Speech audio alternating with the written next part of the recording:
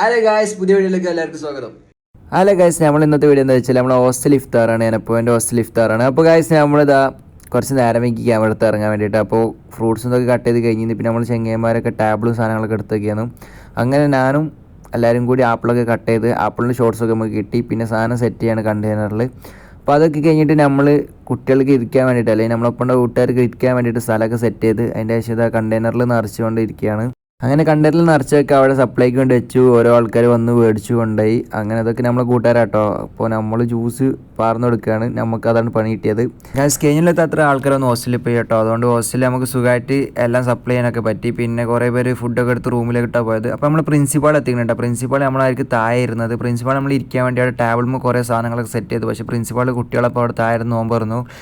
അതിൻ്റെ ശേഷം നമുക്കൊരു ഡിഷ് കിട്ടിയിട്ടാ. ഇതാണ് കടിയായിട്ട് ഡിഷ് കിട്ടിയത്. ഇത് എന്താണെന്നൊന്നും അറിയില്ല. ഫുള്ള് പ്രോട്ടീനാണ്. പ്രോട്ടീൻ പറയുമ്പോൾ ചിക്കൻ വേവിച്ച് ചീരൻ്റെ എല്ലാ കമ്പ് അങ്ങനെ കുറേ പിന്നെ നമ്മൾ അടിപൊളി ദം ബിരിയാണി. അപ്പോൾ ബിരിയാണിയും ചിക്കൻ പൊരിച്ചതും കബാബും ചിക്കൻ ഗ്രേവിയാണ് നമുക്ക് കിട്ടിയത്.